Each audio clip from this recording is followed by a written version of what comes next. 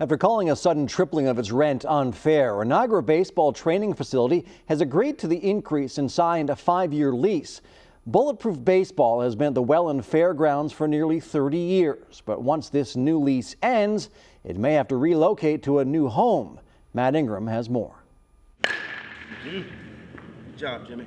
Bulletproof Baseball is staying at Welland's fairgrounds for another 5 years, despite owner Scott Bullett's feeling that a threefold increase in the rent is unfair. We had no choice. We have to have a home for our kids to play. A few months ago, the landlord, the Niagara Regional Agricultural Society, informed the former major leaguer that the rent would go up by about $130,000 a year if he renewed his lease.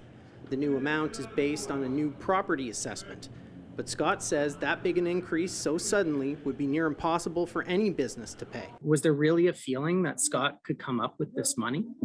Peddle is the lawyer for the Agricultural Society. The problem is that we had an expert's report that said, that was the minimum that we could get for the place. So really, we could have rented for even more than that, perhaps. Peddle says the Society's board has a legal obligation to get as much as they can, but they made a small concession. Bulletproof Baseball says in the first 2 years, the rent goes up by $104,000 a year, and in years 3 and 4, it goes up by $118,000, before the full $130,000 a year increase kicks in for year 5. The parents already know the situation to where we might have a little increase on the fees for the kids to play. I'm not as positive as Scott is.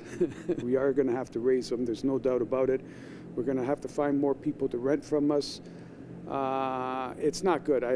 I lose a lot of sleep, so does our facility manager. 12-year-old shortstop Jimmy Zhao from Niagara Falls is one of Scott's ball players whose family will now have to pay more. He's helped me a lot. I've learned a lot of baseball things from him. Come here on Monday, Wednesday, Friday, then I have team practices twice a week. Scott says he's looking for a new location because there's no renewal option in the lease. Peddle says the board is open to Scott staying longer, but the contentious negotiations have soured things with some of Scott's staff. In terms of Scott, I don't think that's an issue. In terms of dealing with some of these other people, yes, it's going to be difficult to repair that relationship. Scott feels the board didn't treat him well. We've been here the longest, supporting them the longest, and it seemed like we're at the bottom of the totem pole. This is actually Scott's first week back coaching after the 53-year-old had a rough go with COVID-19, spending 9 days in hospital recovering. Now my goal is to get myself in shape and get back on my feet so I can get out there and coach third base. Scott says being back is already helping with his recovery. Matt Ingram, CHCH News, Welland.